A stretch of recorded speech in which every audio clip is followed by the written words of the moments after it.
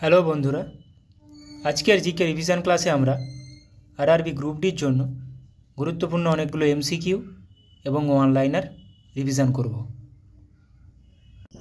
চলো শুরু করা যাক। ফার্স্ট কোশ্চেন, বাঘা যতীনের আসল নাম কি? বাঘা যতীনের আসল নাম কি ছিল? যতীন্দ্রনাথ মুখোপাধ্যায়। অমৃতবাজার পত্রিকা কে প্রতিষ্ঠা করেন? অমৃতবাজার পত্রিকা কে প্রতিষ্ঠা করেন?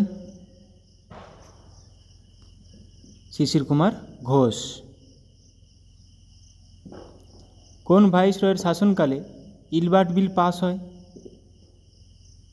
কোন ভাইসরয়ের শাসনকালে ইলবার্ট বিল পাস হয়? লর্ড রিপনের সময়। কোন শেষ মুঘল সম্রাট যিনি ময়ূর সিংহাসনে বসেছিলেন?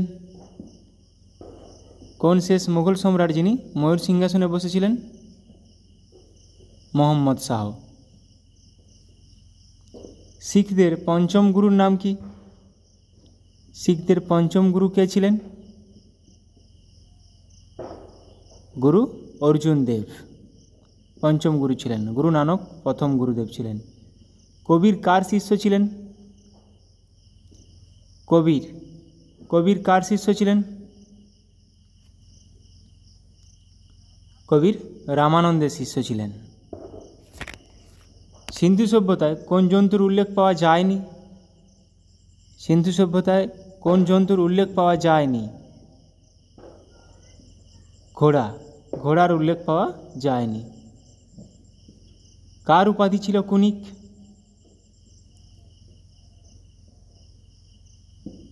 বিম্বিসারের উপাধি ছিল সৈনিক। কুনিক অজাতশত্রুর উপাধি ছিল। ভারতের স্বাধীনতা লাভের সময় ইংল্যান্ডের প্রধানমন্ত্রী কে ছিলেন? এটা পরীক্ষা আসে, কোশ্চেনগুলো প্রত্যেকটা পরীক্ষা আসার মতো কোশ্চেন রেখেছি। স্বাধীনতার সময় ইংল্যান্ডের প্রধানমন্ত্রী ছিলেন ক্লিমেন্ট এটলি।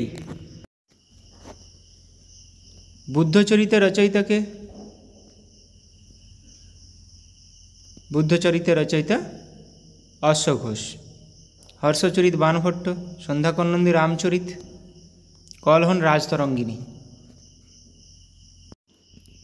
পাল যুগে রচিত রামচরিতের রচয়িতাকে? পাল যুগে রচিত রামচরিতের রচয়িতা সন্ধ্যাকর নন্দী। রামচরিত মানসের রচয়িতা তুলসী দাস। বক্সারের যুদ্ধ কত খ্রিস্টাব্দে হয়েছিল? বক্সারের যুদ্ধ হয়েছিল 1764 খ্রিস্টাব্দে। অষ্টাধ্যায়ী কার রচনা?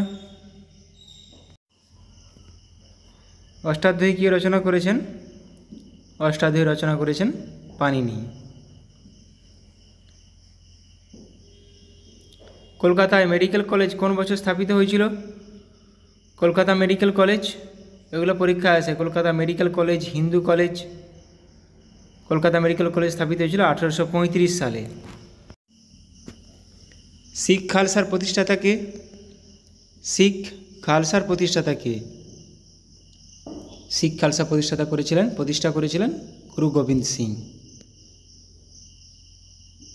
শ্রী চৈতন্যদেবের বিখ্যাত জীবনী চৈতন্য চরিতামৃত গ্রন্থকার কে? চৈতন্য চরিতামৃত গ্রন্থের গ্রন্থকার কে? কে লিখেছেন? কৃষ্ণদাস কবিরাজ। কে ভারতীয় জাতীয় কংগ্রেসের প্রথম মহিলা সভাপতি ছিলেন? প্রথম ভারতীয় মহিলা কিন্তু সরোজিনী নাইডু। প্রথম মহিলা হয়ে যাবে অ্যানি বেসান্ত। কে পরাধীন ভারতের প্রথম ভাইসরয় ছিলেন? পরাধীন ভারতের প্রথম ভাইসরয় ছিলেন লর্ড ক্যানিং। কাকে the grand old man of India বলা হয়? The grand old man of India বলা হয় কাকে? দাদাভাই নওরোজিকে। কে ফার্সি ভাষায় রামায়ণ রচনা করেছিলেন? ফার্সি ভাষায় রামায়ণ কে রচনা করেছিলেন? বাদাউনি। কত সালে সতীদাহ প্রথা নিষিদ্ধকরণ আইন পাস হয়?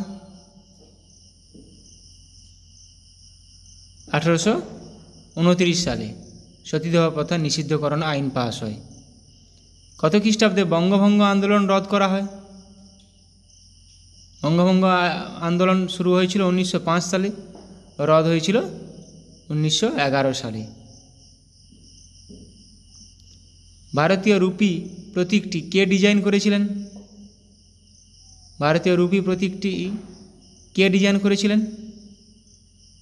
পতাকা করেছিলেন পেঙ্গালি ভেঙ্কাইয়া, রুপি উদয় কুমার ধর্মালিঙ্গম।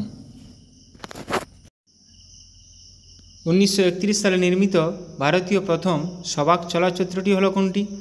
সবাক চলচ্চিত্র। প্রথম সবাক চিত্রটি হলো আলম আরা।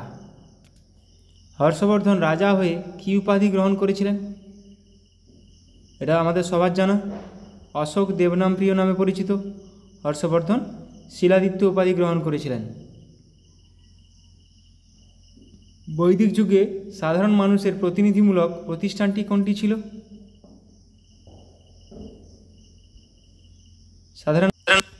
সাধারণ মানুষের প্রতিনিধিমূলক প্রতিষ্ঠানটি ছিল সমিতি। জ্ঞান অর্জনের আগে মহাবীরের আসল নাম কী ছিল? জ্ঞান অর্জনের আগে মহাবীরের আসল নাম ছিল বর্ধমান।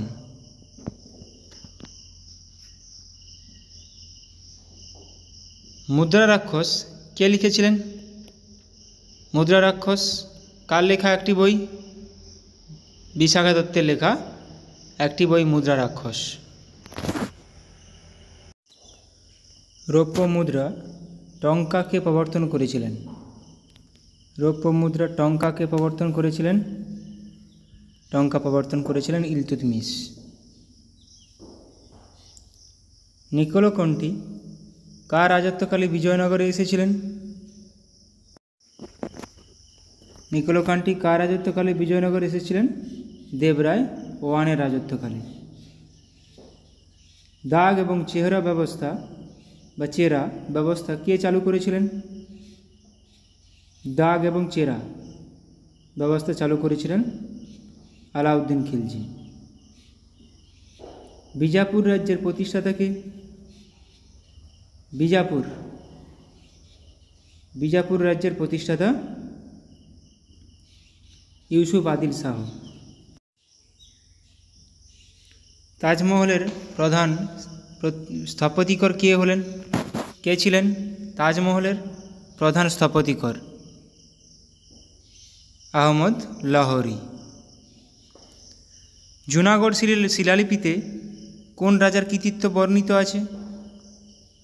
জুনাগড় শিলালিপিতে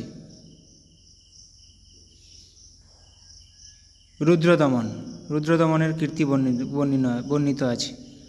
আইহোল প্রশস্তি রচয়িতাকে? আইহোল প্রশস্তি কে রচনা করেছিলেন? আইহোল প্রশস্তি রচনা করেছিলেন রবিকীর্তি। মগধের কোন শাসক বুদ্ধের সমসাময়িক ছিলেন এবং তিনি শ্রেণিক উপাধি গ্রহণ করেছিলেন? সঠিক উত্তর হয়ে যাবে বিম্বিসার। গঞ্জাম লিপিতে কোন রাজার কীর্তি কাহিনী বর্ণিত হয়েছে? গঞ্জাম লিপিতে শশাঙ্কের কীর্তি কাহিনী বর্ণিত আছে। সারিপুত্র প্রকরণ নাটকটি কার লেখা? সারিপুত্র প্রকরণ নাটকটি কার লেখা? বাণভট্টের লেখা। কোন দেবতাকে গায়ত্রী মন্ত্র উৎসর্গ করা হয়? কোন দেবতাকে গায়ত্রী মন্ত্র উৎসর্গ করা হয়? সাবিত্রীকে। দেশপ্রিয় নামে কে অভিহিত হন বা দেশপ্রিয় নামে কাকে ডাকা হতো? কে পরিচিত ছিলেন দেশপ্রিয় নামে? যতীন্দ্রমোহন সেনগুপ্ত। ব্রাহ্ম সমাজকে প্রতিষ্ঠা করেন? ব্রাহ্ম সমাজ। আর্য সমাজ দয়ানন্দ সরস্বতী। ব্রাহ্ম সমাজ রাজা রামমোহন রায়। হান্টার কমিশন কোন ঘটনা তদন্তের উদ্দেশ্যে গঠিত হয়েছিল? হান্টার কমিশন 1919 সালে কোন ঘটনা তদন্তের উদ্দেশ্যে গঠিত হয়েছিল? জালিয়ানওয়ালাবাগ হত্যাকাণ্ড। কানপুরে সিপাহী বিদ্রোহের নেতা কে ছিলেন? মঙ্গল পাণ্ডে ব্যারাকপুরে, লক্ষ্মীবাই ঝাঁসিতে, কুনওয়ার সিং বিহারে। তাহলে কানপুরে কে ছিলেন? নানা সাহেব। নানা সাহেব কানপুরে সিপাহী বিদ্রোহের নেতা ছিলেন। ভারতের জাতীয় কংগ্রেসের দ্বিতীয় বার্ষিক অধিবেশনে সভাপতি কে করেছিলেন? দ্বিতীয় বার্ষিক অধিবেশনে সভাপতি করেছিলেন কে? দাদাভাই নওরোজি। তাঁতিয়া টোপির প্রকৃত নাম কী ছিল? তাঁতিয়া টোপির প্রকৃত নাম কী ছিল? রামচন্দ্র পাণ্ডুরঙ্গ। ডালহৌসির সত্যবিলোপ নীতির মাধ্যমে ঝাঁসি কত সালে ব্রিটিশ সাম্রাজ্যভুক্ত হয়? কত সালে ব্রিটিশ সাম্রাজ্যভুক্ত হয়? 1853 সালে। হিন্দু প্যাট্রিয়ট পত্রিকার প্রথম সম্পাদক কে ছিলেন? হিন্দু প্যাট্রিয়ট পত্রিকার প্রথম সম্পাদক ছিলেন হরিশচন্দ্র মুখোপাধ্যায় বা মুখার্জি। ভারতীয় জাতীয় কংগ্রেসের কনিষ্ঠতম প্রেসিডেন্ট কে ছিলেন? কনিষ্ঠতম প্রেসিডেন্ট আবুল কালাম আজাদ। রংপুর বিদ্রোহের একজন নেতা ছিলেন কে? নিচের মধ্যে কে ছিলেন একজন রংপুর বিদ্রোহের নেতা? নুরুল উদ্দিন। নিম্নলিখিত কোন ঘটনার পশ্চাৎপটে রবীন্দ্রনাথ তার গোরা উপন্যাসটি রচনা করেছিলেন? গোরা উপন্যাসটি রচনা করেছিলেন বঙ্গভঙ্গের পশ্চাৎপটে। সমুদ্রগুপ্তকে ভারতের নেপোলিয়ান আখ্যা দিয়েছিলেন কে? সমুদ্রগুপ্তকে ভারতের নেপোলিয়ান আখ্যা দিয়েছিলেন কে? ভিনসেন্ট এ স্মিথ। প্রার্থনা সমাজের প্রতিষ্ঠাতা হলেন কে? প্রার্থনা সমাজ প্রতিষ্ঠা করেছেন কে? আত্মারাম পাণ্ডুরঙ্গ। আত্মারাম পাণ্ডুরঙ্গ। কোন পাল রাজা বিক্রমশিলা বিহার স্থাপন করেছিলেন? কোন পাল রাজা বিক্রমশিলা বিহার স্থাপনা করেছিলেন? ধর্মপাল। তহকিক ই হিন্দ কে রচনা করেছিলেন? আল-বেরুনি।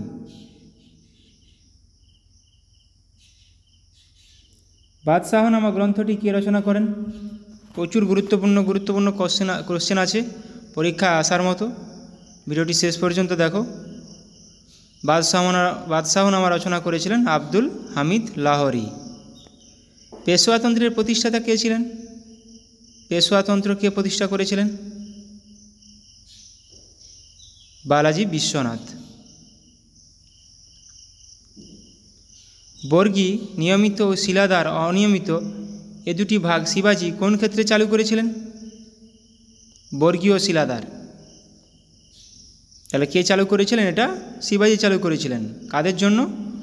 অশ্বারোহী সেনার ক্ষেত্রে। অশ্বারোহী সেনার ক্ষেত্রে। রাজদরবারে কোন সুলতান সিজদা ও পাইবস প্রথা চালু করেছিলেন? সিজদা ও পাইবস প্রথা চালু করেছিলেন গিয়াসউদ্দিন বলবন। সুলতানি আমলে ইকতা বলতে কী বোঝাতো? ইকতা বলতে কী বোঝাতো? কোনো গ্রাম বা বিশেষ অঞ্চলের ভূমি রাজস্ব অনুদান। গিয়াসউদ্দিন বলবনের প্রকৃত নাম কী ছিল? গিয়াসউদ্দিন বলবনের প্রকৃত নাম ছিল উলুগ খাঁ। ইলতুৎমিশের মৃত্যুর পর কে দিল্লির সিংহাসনে বসেছিলেন? ইলতুৎমিশের মৃত্যুর পর দিল্লির সিংহাসনে কে বসেছিলেন? রুকনুদ্দিন ফিরোজ।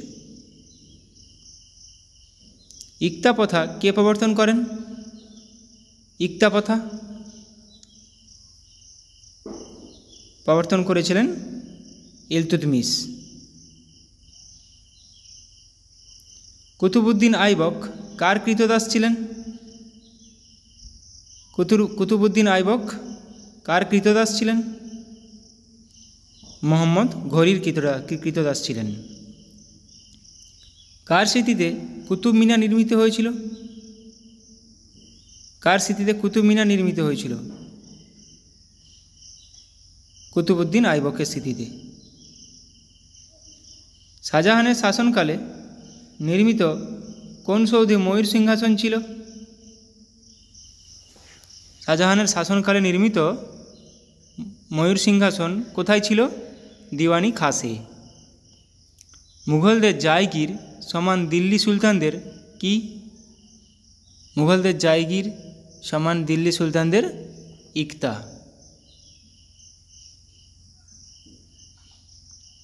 নূরজাহান এর আসল নাম কি ছিল? নূরজাহানের আসল নাম?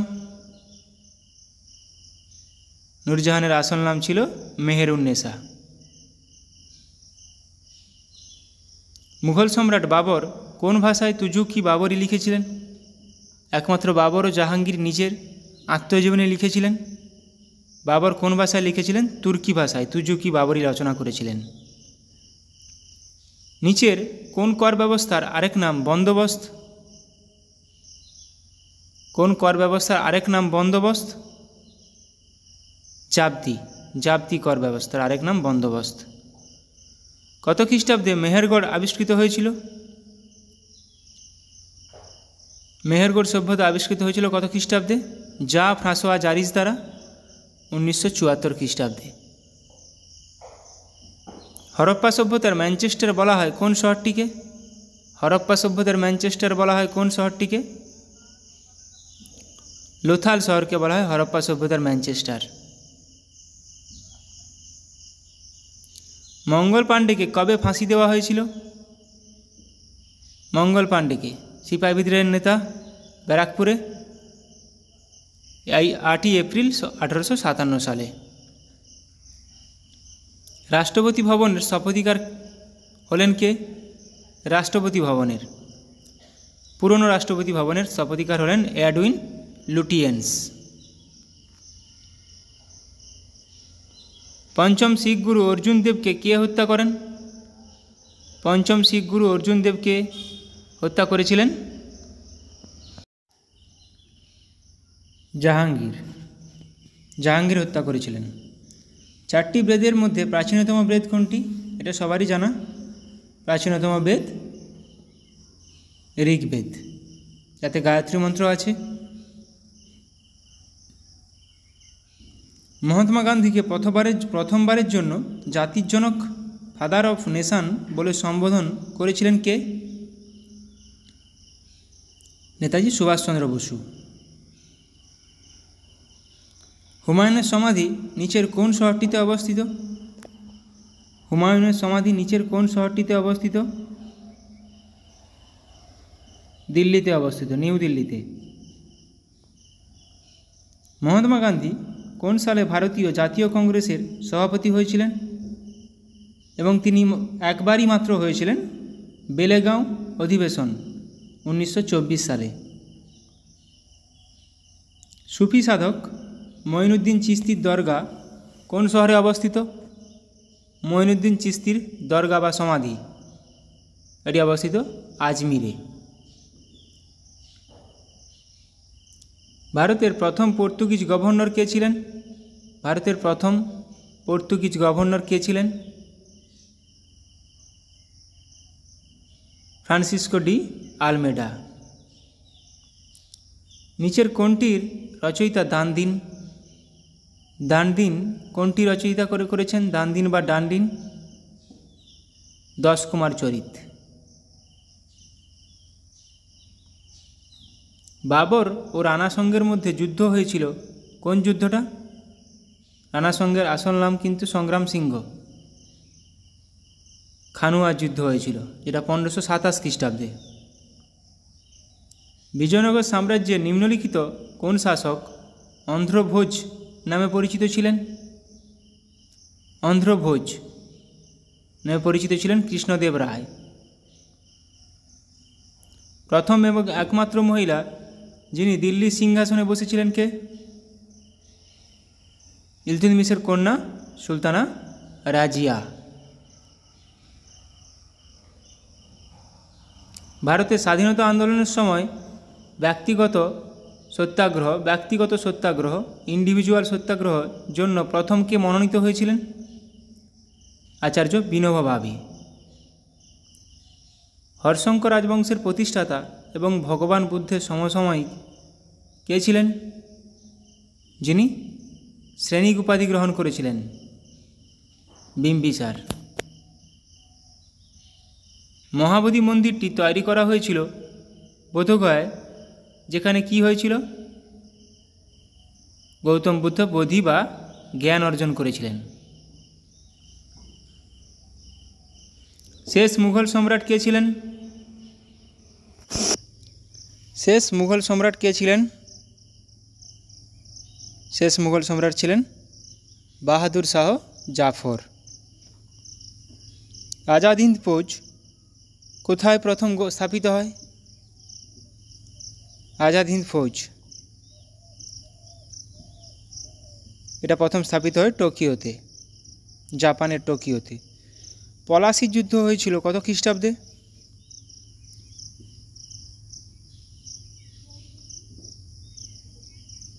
23 জুন 1757 সালে।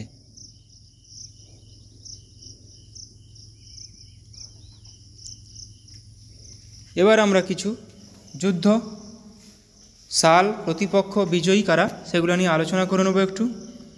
কলিঙ্গ যুদ্ধ 261 খ্রিস্টপূর্বাব্দে হয়েছিল। অশোক ও কলিঙ্গরাজ খারবেল, অশোক জয়ী হয়েছিল।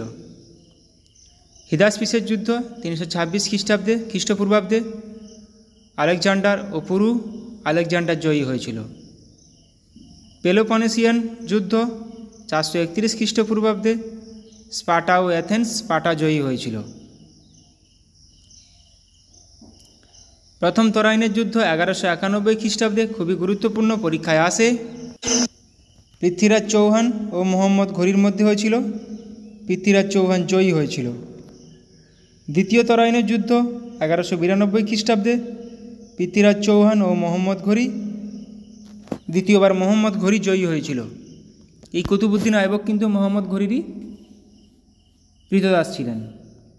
চন্দ্রবারের যুদ্ধ 1194 খ্রিস্টাব্দ, মোহাম্মদ ঘুরি ও জয়চাঁদ, মোহাম্মদ ঘুরি জয়ী হয়েছিল।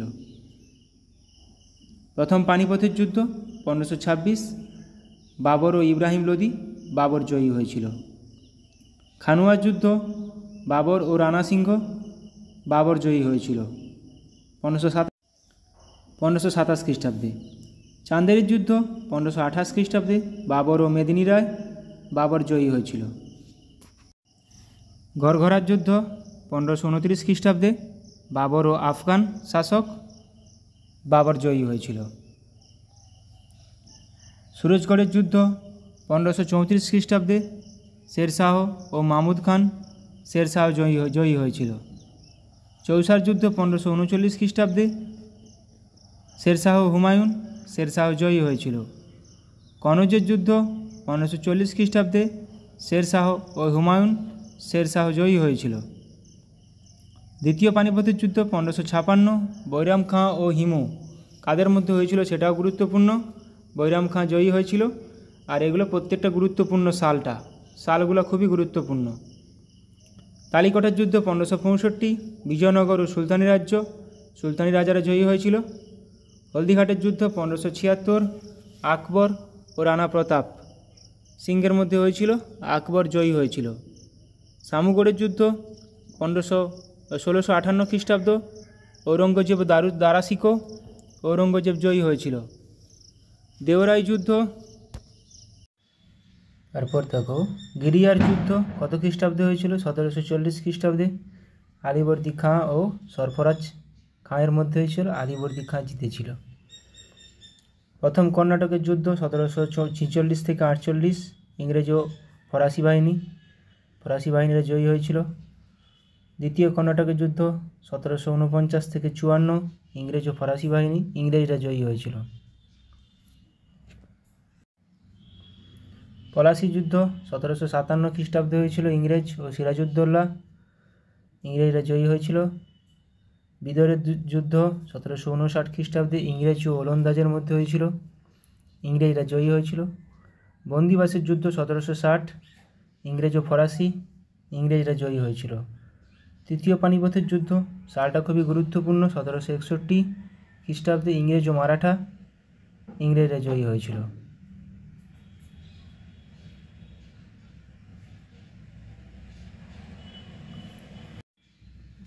বক্সারের যুদ্ধ হয়েছিল 1764 খ্রিস্টাব্দে, ইংরেজ ও মীর কাসিম, ইংরেজরা জয়ী হয়েছিল। প্রথম ইঙ্গ মহীশূর যুদ্ধ 1767 থেকে 69 খ্রিস্টাব্দে, হায়দর আলী ও ইংরেজরা জয়ী হয়েছিল। প্রথম ইঙ্গ মারাঠা যুদ্ধ 1775 থেকে 82, মারাঠা ও ওয়ারেন হেস্টিংসের মধ্যে হয়েছিল, মারাঠারা জয়ী হয়েছিল। দ্বিতীয় ইঙ্গ মহীশূর যুদ্ধ 1780 থেকে 84, হায়দর আলী ও ইংরেজের মধ্যে হয়েছিল, হায়দর আলী জয়ী হয়েছিল। তৃতীয় ইঙ্গ মহীশূর যুদ্ধ 1790 থেকে 92 খ্রিস্টাব্দে, টিপু সুলতান ও ইংরেজরা জয়ী হয়েছিল। চতুর্থ ইঙ্গ মহীশূর যুদ্ধ 1799 খ্রিস্টাব্দে হয়েছিল, টিপু সুলতান ও ইংরেজরা জয়ী হয়েছিল। আর এই চতুর্থ ইঙ্গ মহীশূর যুদ্ধেই কিন্তু টিপু সুলতানের মৃত্যু হয়েছিল। তারপর দ্বিতীয় ইঙ্গ মারাঠা যুদ্ধ 1803 থেকে 5, ইংরেজ ও সিন্ধিয়া, ইংরেজরা জয়ী হয়েছিল। একারগারের যুদ্ধ 1805 খ্রিস্টাব্দে হয়েছিল, ব্রিটেন ও ফ্রান্সের মধ্যে, ব্রিটেনরা জয়ী হয়েছিল। ওয়াটারলু যুদ্ধ 1815 খ্রিস্টাব্দে, সালটা খুবই গুরুত্বপূর্ণ, ইংল্যান্ড ও নেপোলিয়নের মধ্যে হয়েছিল, ইংল্যান্ডরা জয়ী হয়েছিল। তৃতীয় ইঙ্গ মারাঠা যুদ্ধ 1817 থেকে 19, ইংরেজ ও মারাঠা, ইংরেজরা জয়ী হয়েছিল। প্রথম ইঙ্গ শিখ যুদ্ধ 1845 থেকে 46, ইংরেজ ও খালসা শিখ বাহিনী, ইংরেজরা জয়ী হয়েছিল। দ্বিতীয় ইঙ্গ শিখ যুদ্ধ 1848 থেকে 49, ইংরেজ ও শিখ বাহিনী, ইংরেজরা জয়ী হয়েছিল। এবার বিভিন্ন ঐতিহাসিক ব্যক্তি এবং তাদের আসল নাম। গিয়াসউদ্দিন বলবনের আসল নাম উলুগ খাঁ। গিয়াসউদ্দিন তুগলকের আসল নাম গাজী মালিক। তাহলে গিয়াসউদ্দিন বলবন, উলুগ খাঁ, গিয়াসউদ্দিন তুগলক, গাজী মালিক। মোহাম্মদ বিন তুগলকের আসল নাম জুনা খাঁ। সিকন্দর লোদির আসল নাম নিজাম খাঁ। বাবরের আসল নাম জাহিরউদ্দিন মোহাম্মদ বাবর। এখানে উলুগ খাঁ, জুনা খাঁ এগুলো পরীক্ষাতে আসে। শেরশাহের আসল নাম ফরিদ খাঁ। জাহাঙ্গীরের আসল নাম নুরুদ্দিন মোহাম্মদ সেলিম। শাহজাহানের আসল নাম খুররম। চাণক্য বা কৌটিল্যের আসল নাম বিষ্ণুগুপ্ত। হুসেন শাহের আসল নাম সৈয়দ হুসেন। মোহাম্মদ ঘুরির আসল নাম মুইজউদ্দিন। আকবরের আসল নাম জালালউদ্দিন মোহাম্মদ আকবর। ফিরোজ শাহ তুগলকের আসল নাম ফিরোজ বিন রজ্জব। আলাউদ্দিন খিলজির আসল নাম আলী গুরসাম্প। নূরজাহানের আসল নাম মেহেরুন্নিসা। মমতাজের আসল নাম আরজুমন্দ বানু বেগম। মুর্শিদ কুলি খাঁয়ের আসল নাম সূর্য নারায়ণ মিশ্র বা মোহাম্মদ হাদি। আহমদ খান আবদালের আসল নাম আহমদ শাহ দুরানি। সিরাজউদ্দৌলার আসল নাম মির্জা মোহাম্মদ সিরাজউদ্দৌলা। তাঁতিয়া টুপির আসল নাম রামচন্দ্র পাণ্ডুরঙ্গ। নানা সাহেবের আসল নাম ধান্দুপন্ত। তিতুমিরের আসল নাম মীর নিসার আলী। চেঙ্গিস খাঁয়ের আসল নাম তেমুচিন। তিতুমিরের আসল নাম মীর নিসার আলী। বিভিন্ন রাজা ও সভাকবির নাম। হরিসেন কোন রাজার সভাকবি ছিলেন? সমুদ্রগুপ্তের। কালিদাস দ্বিতীয় চন্দ্রগুপ্ত বা বিক্রমাদিত্যের সভাকবি ছিলেন। রবিকীর্তি দ্বিতীয় পুলকেশীর সভাকবি ছিলেন। বাণভট্ট হর্ষবর্ধনের সভাকবি ছিলেন। নাগার্জুন ও অশ্বঘোষ কনিষ্কের সভাকবি ছিলেন।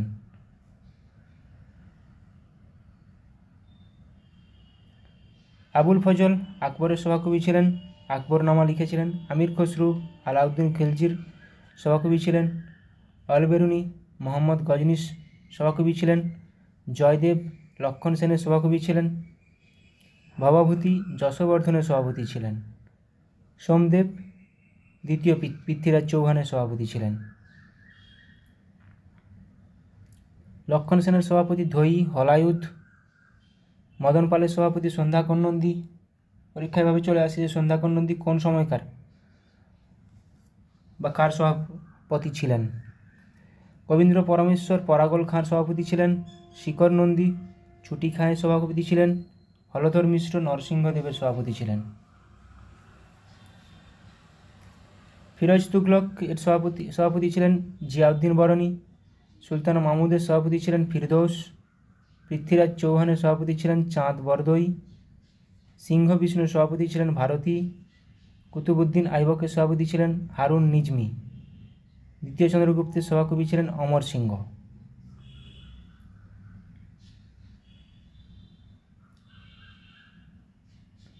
মহিপালের সভাকবি রায়শেখর। শাহজাহানের সভাকবি আব্দুল হামিদ। জগন্নাথ পণ্ডিত লাহোরী। যশবর্ধনের সভাপতি বারুপতি। সাতবাহন রাজা হলার সভাপতি গুণাধ্যায়।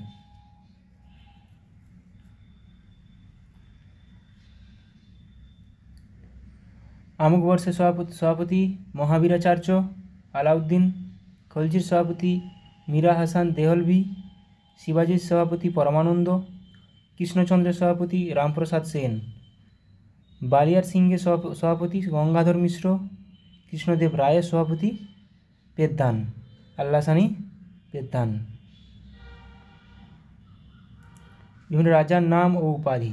কণিক কোন উপাধি কোন রাজা গ্রহণ করেছিলেন কণিক উপাধি? অজাতশত্রু। শ্রেণিক বিম্বিসার কিন্তু হর্ষঙ্ক বংশের প্রতিষ্ঠাতা। অগ্রসেন উপাধি গ্রহণ করেছিলেন মহাপদ্মনন্দ। অগ্রমিজ উপাধি গ্রহণ করেছিলেন ধনানন্দ। অ্যাক্রোকোটাস চন্দ্রগুপ্ত মৌর্য উপাধি গ্রহণ করেছিলেন। বিন্দুসারের উপাধি অমিত্রাঘাত। প্রিয়দর্শী অশোকের উপাধি। বিক্রমাদিত্য দ্বিতীয় চন্দ্রগুপ্তের উপাধি। শিলাদিত্য হর্ষবর্ধন। মহামল্ল প্রথম নরসিংহবর্মনের উপাধি। বীরনারায়ণ আমোঘবর্ষের উপাধি।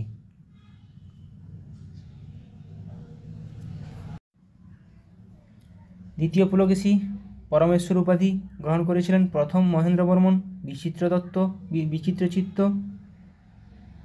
জগতুং তৃতীয় গোবিন্দ। ত্রিভুবন মাল্লা চতুর্থ বিক্রমাদিত্য। দ্বিতীয় বিক্রমাদিত্যের উপাধি নরেন্দ্র নিগরাজ। মালকি বরং ইব্রাহিম কুতুব শাহের উপাধি। কুতুবুদ্দিন আইবকের উপাধি লাখবক্স মালিক। জুনা খাঁয়ের উপাধি মোহাম্মদ বিন তুগলক। কনিষ্কের উপাধি দেবপুত্র। মোহাম্মদ গজনীর উপাধি বুধশিকন। প্রথম রাজেন্দ্র চোল গঙ্গাইকণ্ড উপাধি গ্রহণ করেছিলেন। তাকে গঙ্গাইকণ্ড চোলাপুরম বলে বলা হতো। তৈরি করেছিলেন গঙ্গাইকণ্ড চোলাপুরম তৈরি করেছিলেন। বৈরাম খাঁয়ের উপাধি খান বাবা।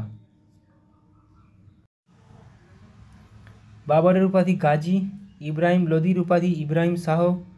শের শাহের উপাধি হজরত আলা। কৃষ্ণদেব রায়ের উপাধি জবনরাজ স্থাপনাচার্য। গৌতমীপুত্র সাতকর্ণীর উপাধি ক্ষত্রিয় দর্প মানমর্দন। হালের উপাধি কবিবৎসল। বিভিন্ন রাজার নাম এবং তাদের সেনাপতি। ধর্মপালের সেনাপতির নাম ছিল গর্গ। আলাউদ্দিন খিলজির সেনাপতি মালিক কাফুর। মোহাম্মদ ঘুরির সেনাপতি বখতিয়ার খলজি। আকবরের সেনাপতি মানসিং। শের শাহের সেনাপতি ব্রহ্মজিৎ গৌড়। পরীক্ষায় আসে ব্রহ্মজিৎ গৌড় কার সেনাপতি ছিলেন? মানসিং কার সেনাপতি ছিলেন? আকবরের। পরাগল খাঁ হুসেন শাহের সেনাপতি। মহম্মদ খান জাহাঙ্গীরের সেনাপতি। মীর জাফর সিরাজউদ্দৌলার সেনাপতি ছিলেন। মীর জুমলা ঔরঙ্গজেবের সেনাপতি। পুষ্যমিত্র শুঙ্গ বৃহদ্রথের সেনাপতি ছিলেন।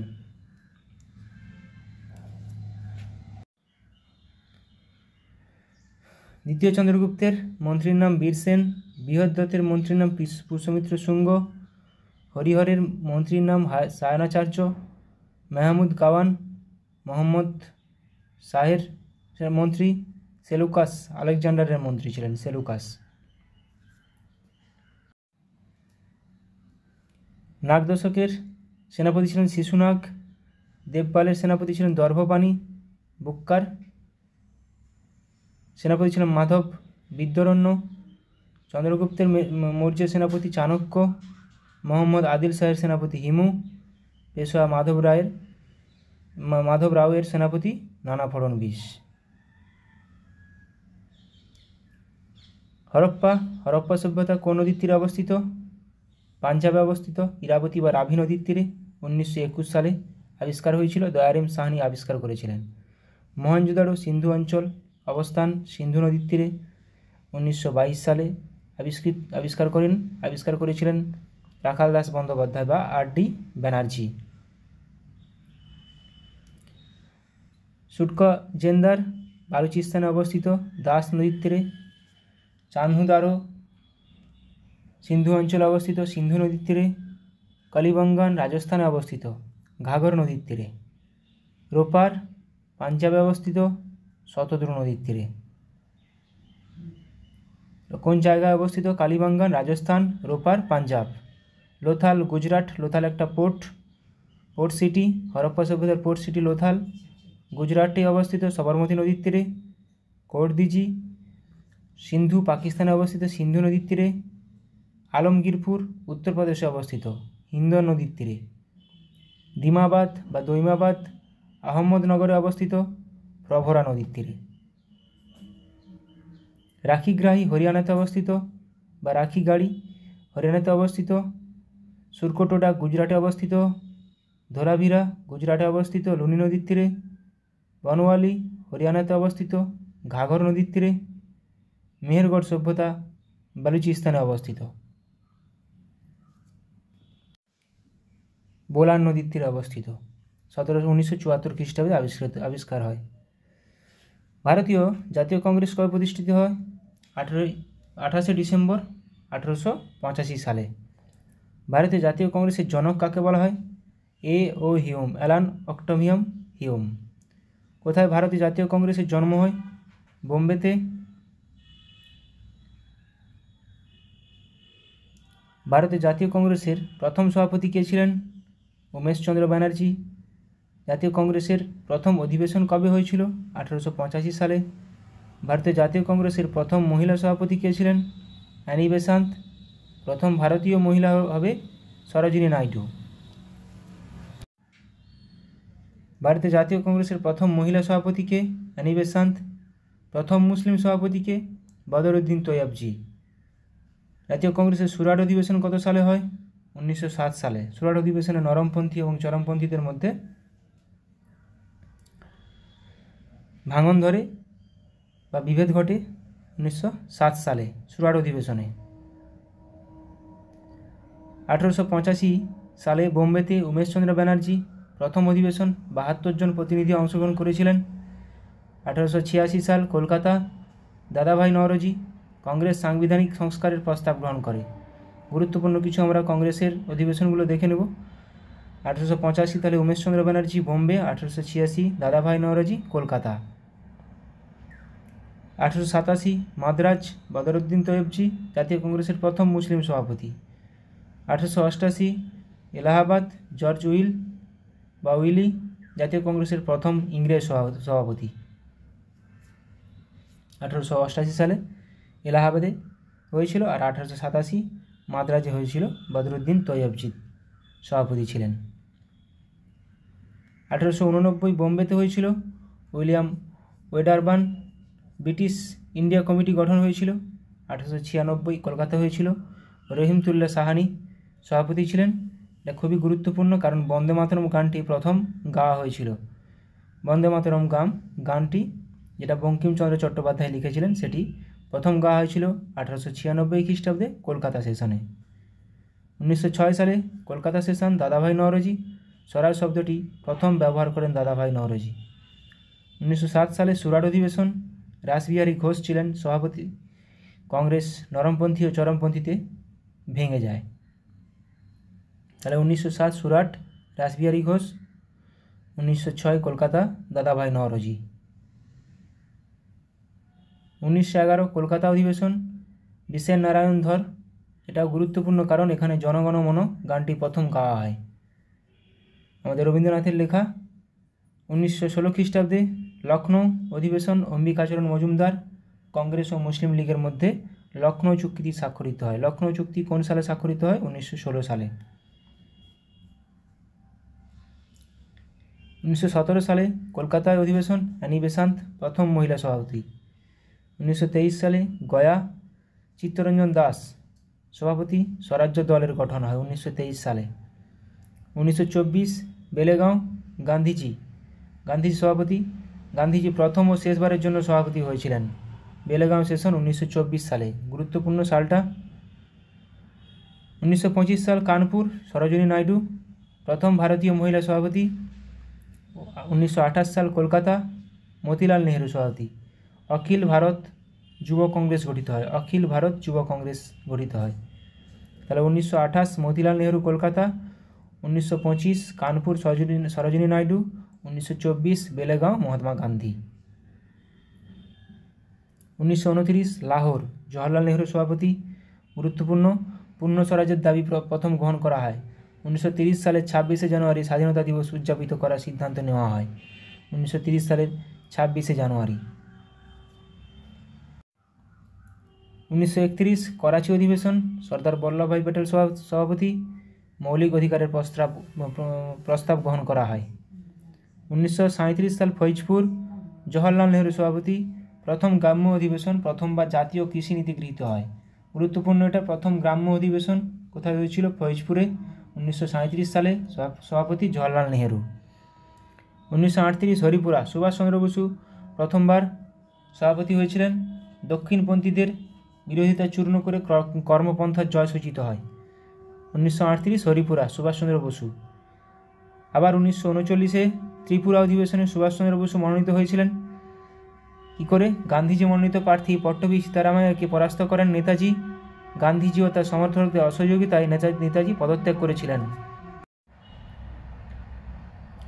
1940 রামগড়, মৌলানা আবুল কালাম আজাদ সারা ভারতব্যাপী আইন অমান্য আন্দোলনের জন্য কংগ্রেসের সাংগঠনিক প্রস্তুতি দ্রুত সমাপ্ত করার সিদ্ধান্ত গৃহীত হয়।